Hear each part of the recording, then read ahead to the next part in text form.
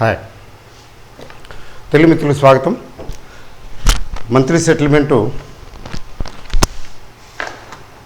ముగిసింది ఈరోజు. అయితే విశేషం ఏంటంటే ఓపెనింగే 15,000కి తీసుకెళ్ళిపోయారు. 15,000 ప్లస్ దగ్గర ఓపెన్ అయింది. అలా కొద్దిసేపు మెయింటైన్ అయిన తర్వాత మళ్ళీ వెనక్కి తీసుకొచ్చి 14,850 అంటే ఓపెనింగ్ ఏమో 15,000 ప్లస్కి వెళ్ళి తర్వాత లో వచ్చి 14,850 రేంజ్ ప్లస్ ఆర్ మైనస్ అనుకోండి. అంటే ఇక్కడ మొత్తానికి ఫైనల్గా సమ్వేర్ హియర్ ఎక్కడో క్లోజ్ చేశారు 14,900 రేంజ్లో దగ్గర a little higher than the లో. అంటే ప్లాన్డ్గా ఎక్కువ రేంజ్ రాకుండా సుమారుగా ఒక 150-170 పాయింట్ల రేంజ్, అంతకన్నా ఎక్కువ రాకుండా మామూలుగా నార్మల్ రేంజ్ యావరేజ్ రేంజ్ నిఫ్టీకి దగ్గర 250 పాయింట్స్ దగ్గర వస్తున్నది యావరేజ్ రేంజ్.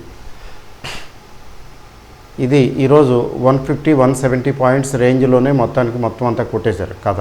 కొంచెం ఇక్కడి నుంచి కిందకి తీసుకొచ్చారు, కొద్దిగా పైకి వెళ్ళారు, మళ్ళీ తీసుకొచ్చారు, ఓవరాల్గా కొట్టుపారేశారు. అంటే just a little above the previous close కంటే కొంచెం ఒక 20-25 పాయింట్లు పైన క్లోజ్ చేశారు అంతే. అయితే ఏంటి మార్కెట్ టెక్నికల్గా ఎలా ఉంది అంటే స్టేబుల్గా ఉంది, వీక్గా లేదు, సెల్లింగ్ ప్రెషర్ కనిపించడం లేదు.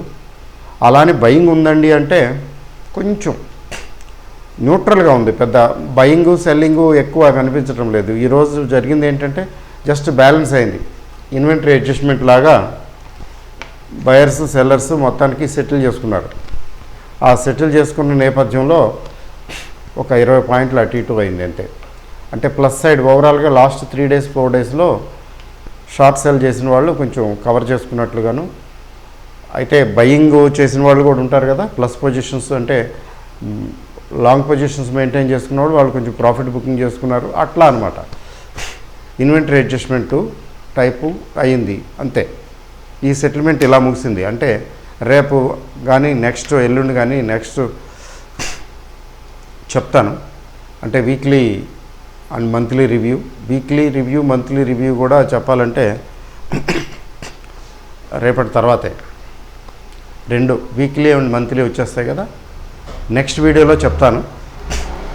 అంటే బట్ ప్రాక్టికల్గా చూస్తే ఎక్కడ బయలుదేరిందో దాదాపు అక్కడికే వచ్చి ఆగింది.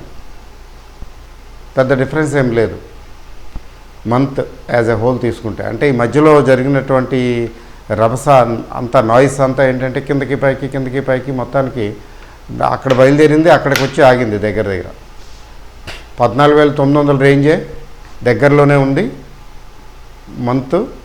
ఇప్పుడు దగ్గర అక్కడికే వచ్చాగింది, ప్లస్ ఆర్ మైనస్ 100-200 పాయింట్స్ అంతే, నథింగ్ కదా. 15,000 రేంజ్కి 100-200 పాయింట్లు నథింగ్, అది జరిగింది. అయితే ఈ మధ్యకాలంలో ఏమిటి జరిగిందంటే కొన్ని షేర్లు బాగా తగ్గి బాగా పెరిగాయి, రికవర్ అయ్యాయి. చెప్పాలంటే ఇప్పుడు బ్యాంకింగ్ అండ్ ఫైనాన్స్ కంపెనీలు కొంచెం బాగా తగ్గాయి. అయితే మళ్ళీ కొంచెం పుంజుకున్నాయి, పెద్దగా ఏం పుంజుకోలేదు. ఐసిఐసిఐ కొద్దిగా పుంజుకుంది, రిజల్ట్ బాగుంది. తర్వాత ఎస్బీఐ పెద్ద ఏం పుంజుకున్నట్లు కాదు కానీ 360 ఆ రేంజ్కి వచ్చినట్టుంది. మళ్ళీ 360-370 రేంజ్కి మళ్ళీ వచ్చింది. ఇంతకుముందు 320-330 దాకా వెళ్ళింది కదా, కొంచెం రికవర్ అయింది.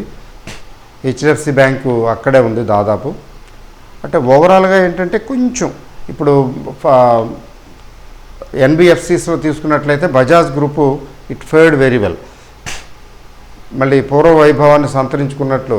బజాజ్ ఫైనాన్స్ ఏమో 5,600 రేంజ్కి వచ్చింది, 5,500 అనుకుందాం, 5,500 4,400 నుంచి 44-4500 నుంచి 5,500 రేంజ్కి వచ్చింది. జస్ట్ 4 సెషన్స్, ఎక్కువ లేదు, 4 సెషన్స్. బజాజ్ ఫిన్ సర్వీసెస్ కూడా 10,000 క్రాస్ అయింది. అది బజాజ్ గ్రూప్ బాగానే ఉంది. మిగతాయి నార్మల్గా ఉన్నాయి. తర్వాత మెటల్స్ ఈరోజు ముఖ్యంగా ఫైనల్గా మెటల్స్ ఈ నెలలో ఓవరాల్గా షైన్ అయినాయనే చెప్పాలి. టాటా స్టీలు ఇప్పుడు 1030 రేంజ్లో, అంటే ఇక ఆల్ టైమ్ హై అని చెప్పాలి. నేను చెక్ చేయలేదు, అలా అనిపిస్తున్నది. తర్వాత జేఎస్డబ్ల్యూ స్టీలు, తర్వాత హిండాల్కో, తర్వాత ఇట్లా ఇంకేమున్నాయి. వేదాంత తెలిసిందే కదా, పాతదే. వేదాంత కూడా 255 ఆ రేంజ్కి వచ్చింది. హిండాల్కో 273 రేంజ్కి వచ్చినట్టుంది, 372. నిజం చెప్పాలంటే వేదాంత కంటే హిండాల్కోనే ఎక్కువ పెరిగింది. అంటే వేదాంత అంటే ఈరోజు అయితే వేదాంత ఎక్కువ 4.5%, ఇదేమో 2.7%. బజాజ్ ఫైనాన్స్ 4%. నిన్న బజాజ్ ఫైనాన్స్ నిన్న 8%, వాళ్ళు 4%. నిన్న ఇవాళ కలిపి 12%. అంతకుముందు కూడా కొంచెం పెరిగినట్లుంది.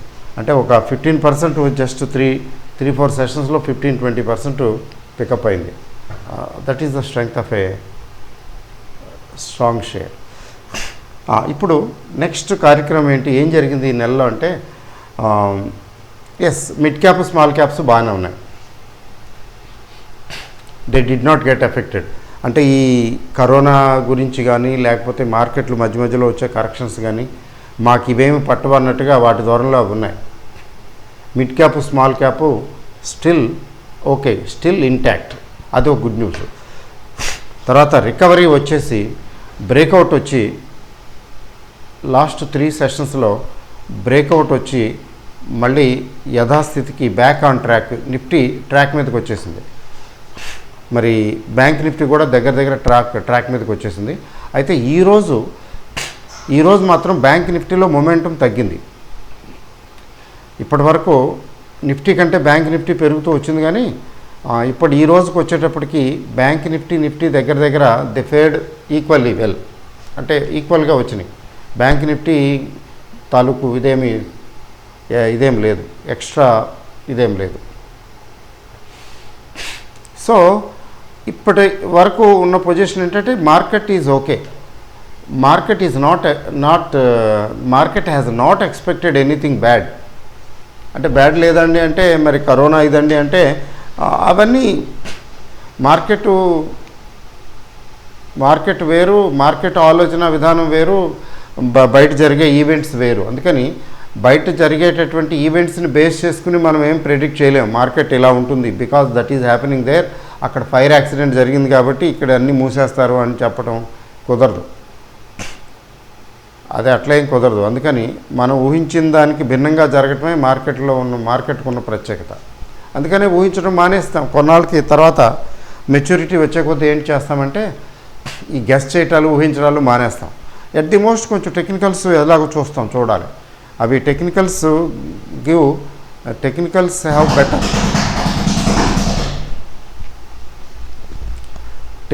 Have better Reliance than market news and events. Market news events మీద బేస్ చేసుకుని మనం ఏం చెప్పలేము. అయితే టెక్నికల్స్ని బేస్ చేసుకుని కొంతవరకు చెప్పచ్చు. అదనమాట. అయితే ఏమిటి నెక్స్ట్ మంత్ ఎట్లా ఉండబోతున్నది అనేది మళ్ళీ గెస్సింగే. అయితే మార్కెట్ అయితే టెక్నికల్గా ఓకేగానే ఉంది. నిఫ్టీ, బ్యాంక్ నిఫ్టీ, తర్వాత చాలా షేర్లు, ముఖ్యంగా బ్యాంకింగ్ అండ్ ఫైనాన్స్ షేర్లు అన్నీ హెల్దీ మోడ్లోకి వచ్చున్నాయి. తర్వాత మెటల్స్ ఎలాగో బాగున్నాయి. మరి ఐటీ, ఫార్మా ఎలాగో చెప్పక్కర్లేదు, ఫార్మా మెయింటైన్ అవుతూనే ఉంది.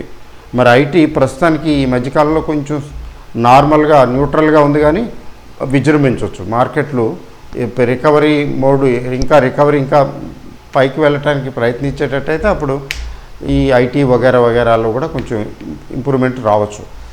అయితే 15,000కి వచ్చేసినట్టే దగ్గరలో ఉంది. 15,000కి వచ్చిన తర్వాత సస్టైన్ అవుతుందా, మళ్ళీ అక్కడ రానిచ్చి సెల్లింగ్ మొదలు పెడతారా? This we don't know. ఎవరి మనసులో ఏముందో మనకేం తెలుస్తుంది? అది గోదావరి గట్టు ఉంది, గట్టు మీద చెట్టు ఉంది అని పాట ఉంది కదా జమునారాణి గారి.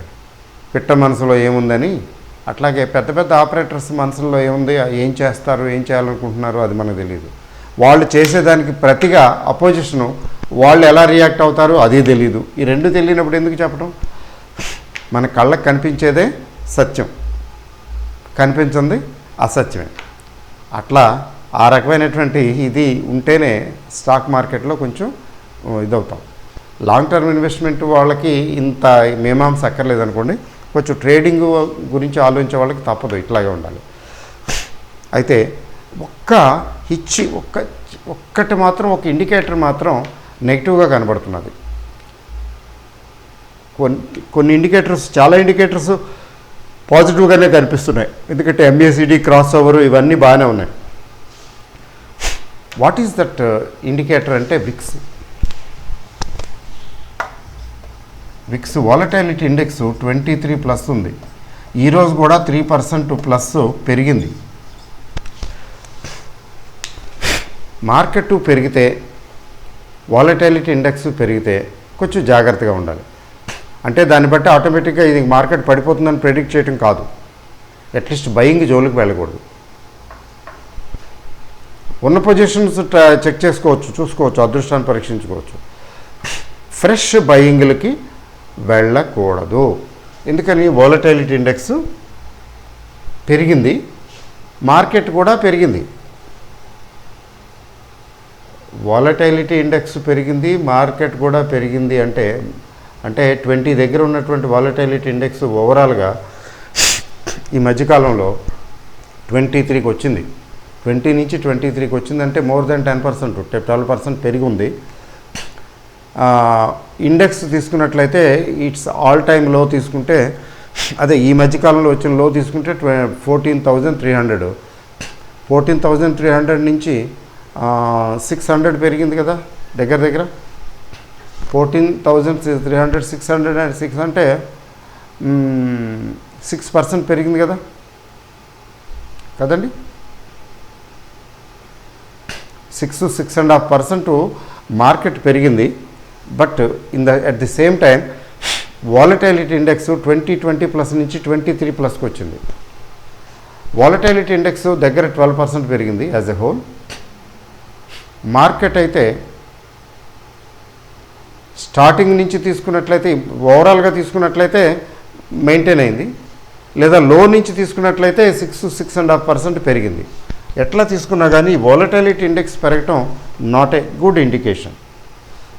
It is not a good indication. Premiums అవి కూడా బాగా పెరుగుతాయి కదా. అంటే మోర్ వాలటాలిటీ అంటే కొంచెం నాట్ గుడ్ ఫర్ బుల్స్ అని శాస్త్రం చెబుతున్నది. అందుకని కొంచెం జాగ్రత్తగా ఉండాలి. అదర్వైజ్ మార్కెట్ ఈజ్ ఓకే, మార్కెట్లో ఇబ్బంది ఏం లేదు. అందులో రేపు సెటిల్మెంట్ ఫస్ట్ డే కదా, ఓపెనింగ్ అట్లీస్ట్, ఆ తర్వాత మన చేతిలో ఏం లేదనుకోండి, అట్లీస్ట్ ఓపెనింగ్ మాత్రం బాగానే ఉండే అవకాశం ఉంది. ఎందుకు వచ్చింది? ఏమైనా ఓపెన్ పొజిషన్స్ ఉంటే క్యారీ ఫార్వర్డ్ చేసి ఉంటే రేపు ఓపెనింగ్ బాగున్నప్పుడు ఇంకా ప్రాఫిట్ బుక్ చేసుకుని బయటకు వచ్చేస్తే పీస్ఫుల్గా బతకొచ్చు కదా. శనివారం ఆదివారం తర్వాత మండే దేవుడు ఎరుగు కదా, కొంచెం అది అట్లా ఉండాలి trading strategy. Okay, all the best. Thank you very much. Good night.